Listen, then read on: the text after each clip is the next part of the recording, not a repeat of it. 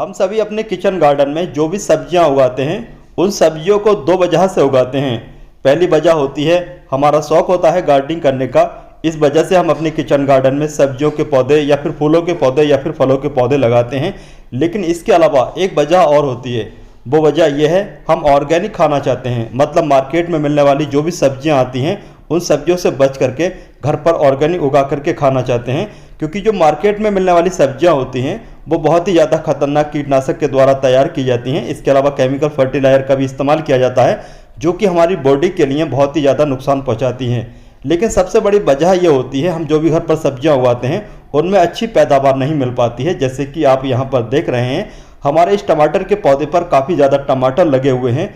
तो आज की इस वीडियो में दोस्तों हम सीखेंगे घर पर गमलों में अपने किचन गार्डन में टमाटर या फिर दूसरी सब्जियों को उगाने के लिए आपको कौन सा फर्टिलाइजर इस्तेमाल करना चाहिए जिससे कि आपके टमाटर के पौधे या फिर दूसरी सब्जियों के पौधों पर अच्छी खासी पैदावार हो सके। तो अगर आप चाहते हैं अपने टमाटर या फिर दूसरी सब्जियों की अच्छी पैदावार को बढ़ाना तो आज की इस वीडियो को आप कंप्लीट देखें, क्योंकि आज की इस वीडियो में हम आपको बताएंगे टमाटर के पौधे के लिए एक बहुत ही बेहतरीन फर्टिलाइजर जो कि बहुत ही सस्ता होगा और आप उसको घर पर ही तैयार कर सकते हैं। इसके अलावा हम टमाटर के पौधे को लगाने से लेकर के टमाटर को हार्वेस्ट करने तक यानी कि पूरी अपडेट टमाटर के पौधे की दिखाएंगे। तो इसलिए आप वीडियो को शुरू से लास्ट तक जरूर देखें। वीडियो को आप बीच बीच में से बिल्कुल स्किप ना करें। इसके अलावा अगर आप हमारी ये वीडियो फेसबुक पर देख रहे हैं तो हमारे पेज को लाइक, अगर यूट्यूब पर देख रहे हैं तो हमारे चैनल को हमसे जुड़ने के लिए सब्सक्राइब ज़रूर कर लें। गमले में लगे हुए टमाटर के पौधे से ज़्यादा टमाटर प्राप्त करने के लिए हम स्टार्टिंग से बात करेंगे। मतलब आपको टमाटर लगाने के लिए गमला कितना बड़ा चाहिए होगा। तो जैसे कि आप यहाँ पर देख रहे हैं ये जो गमला है ये 16 इंच का गमला है। इसके अलावा हमने इसके बॉटम में एक से अधिक ड्रेनेज होल बना लिए हैं जिससे कि एक्स्ट्रा पानी जो फालतू पानी है वो आसानी से बाहर निकल जाए, पानी लॉक ना होने पाए। पानी लॉक रहेगा तो हमारा जो पौधा है वो खराब हो जाएगा। इसके अलावा जैसे कि आप मेरे हाथ में देख रहे हैं ये बजरी है, तो इस बजरी से हम इन हॉल को कवर कर लेते हैं जिससे कि पानी देते समय मिट्टी बाहर ना बह जाए। अब हम बात करेंगे टमाटर के पौधों को उगाने के लिए आपको मिट्टी किस तरीके की लेनी है। तो आपको आपके गार्डन की जो भी मिट्टी है जिसमें आप दूसरे पौधे लगाते हैं उस मिट्टी को आप 70%, उसमें 30% गोबर की खाद या फिर वर्मी कंपोस्ट अच्छे तरीके से मिलाने के बाद में इस तरीके से गमले में भर लें। मिट्टी को गमले में भरने के बाद डायरेक्ट टमाटर के बीज मिट्टी में नहीं लगाना चाहिए, मतलब बड़े गमले में नहीं लगाना चाहिए, बल्कि पहले पौध तैयार करना चाहिए इस तरीके से। उसके बाद में जो हेल्थी पौधे हैं, जो हेल्थी सीडलिंग है, उस सीडलिंग को गमले में ट्रांसप्लांट करना चाहिए। इसके अलावा यहाँ पर एक बात का खास तौर से आपको ये ध्यान रखना होगा, जो भी आप मार्केट से बीज खरीदें उनकी क्वालिटी का ध्यान रखें। अच्छी क्वालिटी के बीज आपको खरीदने चाहिए, जैसे कि 10-20 या फिर 40-50 रुपए के जो छोटे छोटे पैकेट आते हैं उन पैकेट को नहीं खरीदना चाहिए। अगर आप अच्छी पैदावार चाहते हैं तो आपको जो बीज खरीदने हैं वो किसान के लिए जो बीज का पैकेट होता है उस बीज के पैकेट को खरीदना चाहिए, क्योंकि जो किसान वाला बीज का पैकेट होता है वो अच्छी क्वालिटी का होता है। लेकिन जो दुकानदार होते हैं जो छोटे छोटे पैकेट में बीज भर करके 10-20 या 40-50 के जो बीज बेचते हैं वो एक्सपायरी डेट के होते हैं ज़्यादातर, यानी कि जो नहीं बिकते हैं तो उनके वो छोटे छोटे पैकेट बना करके लोकल तरीके से बेच देते हैं 10-20 या 40-50 के। तो उनको नहीं खरीदना चाहिए। उनमें क्या होता है कि अच्छी जर्मिनेशन रेट भी नहीं आता है, इसके अलावा उन पर अच्छी फ्रूटिंग भी नहीं आ पाती है। तो हमने यहाँ पर इन सीडलिंग को इस गमले में ट्रांसप्लांट कर दिया है। अब हम अच्छे तरीके से पानी देंगे। पानी देने के बाद में हम इसको डायरेक्ट धूप में रखेंगे।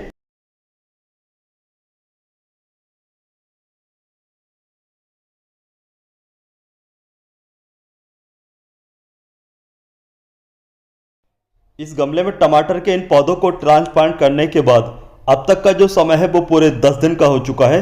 10 दिन के बाद का ये रिजल्ट है। टमाटर के पौधे ट्रांसप्लांट करने के बाद अच्छी तरीके से ग्रोथ कर चुके हैं। पौधे बिल्कुल ग्रीन और हेल्थी हैं। पौधों की ग्रोथ बहुत ही अच्छे तरीके से चल रही है।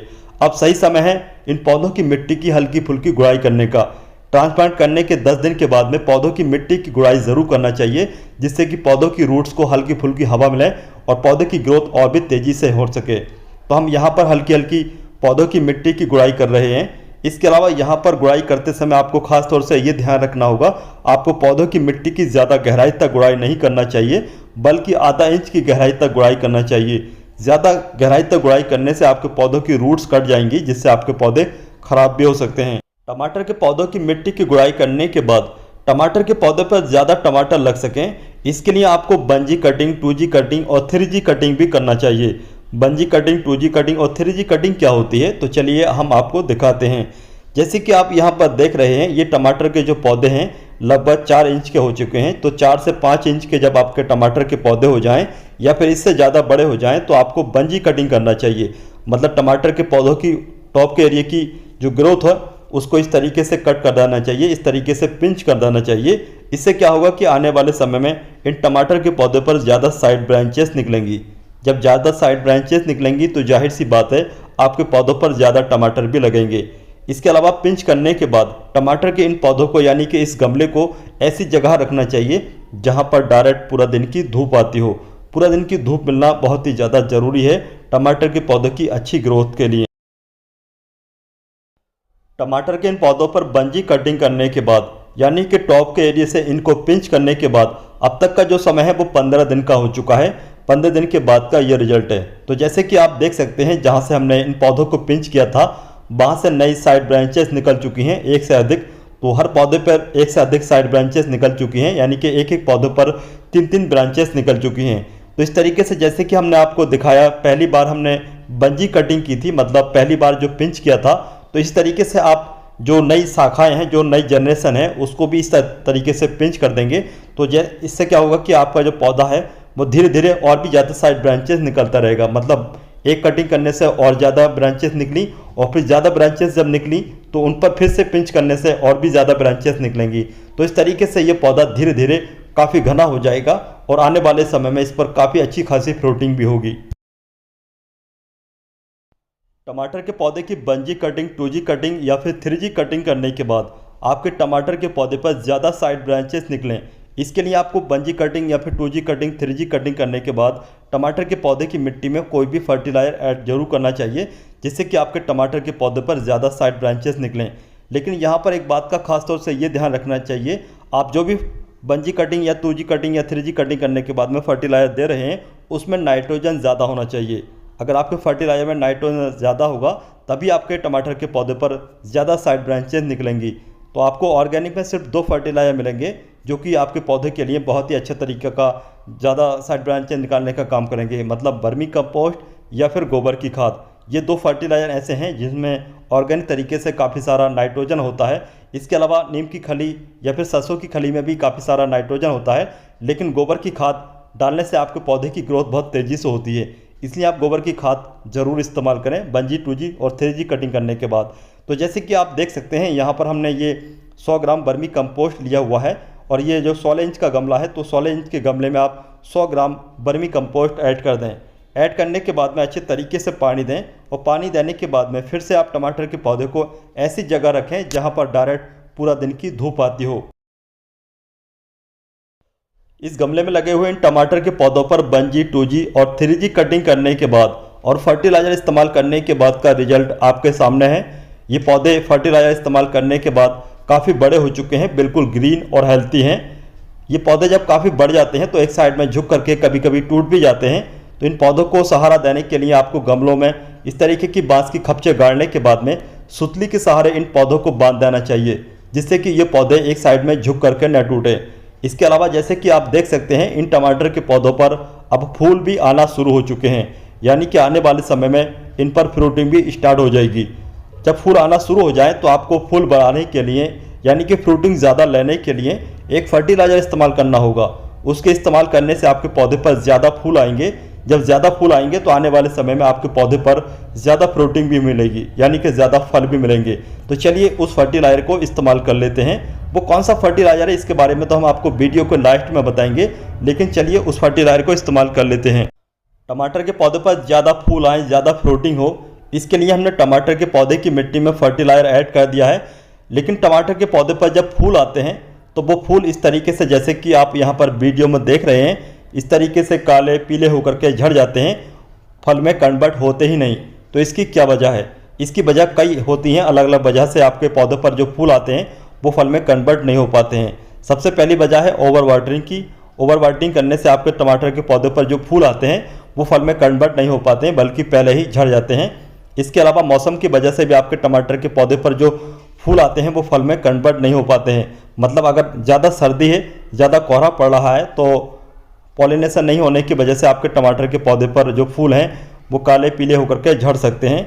इसके अलावा ज़्यादा गर्मी की वजह से भी आपके टमाटर के पौधे पर जो फूल आ रहे हैं वो फल में कन्वर्ट नहीं हो पाते हैं। टमाटर के पौधों पर जो फूल आते हैं उन फूलों को फल में कन्वर्ट होने के लिए हैंड पॉलिनेशन या फिर फ्रेंडली जो कीट होते हैं उनकी कोई ज़रूरत नहीं होती है, बल्कि सेल्फ पॉलिनेशन हो जाता है। यानी कि खुद ही पॉलिनेशन हो जाता है हवा के जरिए।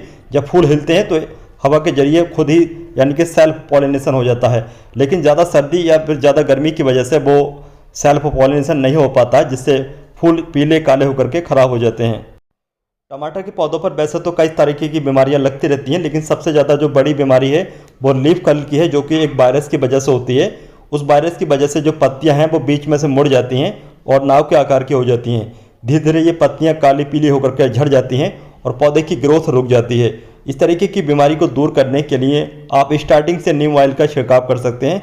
इससे आपके पौधों पर वो बीमारी नहीं लगेगी।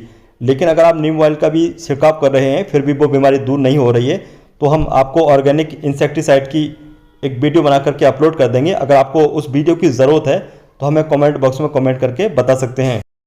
इस गमले में लगे हुए इन टमाटर के पौधों पर काफ़ी सारे फूल आए और फूल आने के बाद में काफ़ी सारे फल भी लगे और फल लगने के बाद में काफ़ी सारे हमने फल हार्वेस्ट कर लिए हैं। टाइम टू टाइम उनको हम हार्वेस्ट करते रहते हैं। जैसे फल पक जाते हैं उनको हार्वेस्ट करना ज़रूरी होता है। अगर आप फलों को हार्वेस्ट नहीं करेंगे और फल पक जाएंगे तो फल खुद ही टूट करके गिर जाते हैं। काफ़ी सारे फल हार्वेस्ट करने के बाद में जैसे कि आप यहाँ पर देख सकते हैं काफ़ी सारे फल अभी भी लगे हुए हैं, जो रेड फल हैं, जो रेड टमाटर हैं। चलिए इनको हम सभी को हार्वेस्ट कर लेते हैं।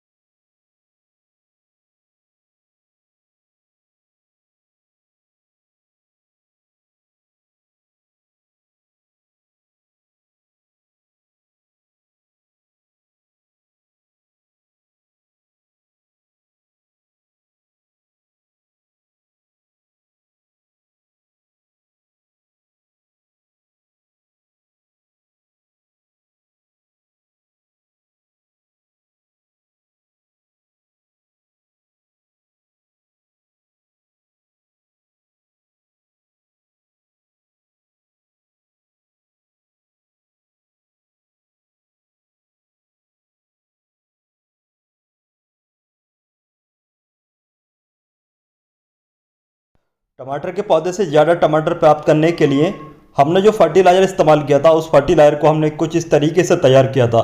हमने 5 लीटर पानी लिया। 5 लीटर पानी में हमने 50 ग्राम नीम की खली, 50 ग्राम सरसों की खली, इसके अलावा 5 केले को छिलकों को अच्छी तरीके से पानी में डालने के बाद 10 दिन के लिए सड़ाने के लिए छोड़ दिया।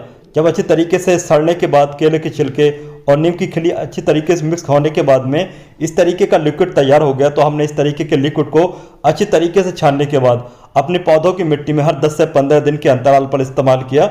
इसके इस्तेमाल करने से हमारे पौधों की ग्रोथ भी अच्छी तरीके से चली और इसके अलावा फल फूल भी ज़्यादा आए। तो दोस्तों आज की इस वीडियो की ये जानकारी आपको कैसे लगी, इसके बारे में आप हमें कमेंट बॉक्स में कमेंट करके ज़रूर बताइए। अगर आपको ये वीडियो पसंद नहीं आती है तो इस वीडियो को आप डिसलाइक भी कर सकते हैं। अगर आपको ये वीडियो पसंद आती है तो आप इस वीडियो को लाइक करने के साथ अपने दोस्तों या फिर रिश्तेदारों के साथ शेयर ज़रूर करें, जिससे कि इस वीडियो का फ़ायदा आपके दोस्तों या फिर रिश्तेदारों को हो सके।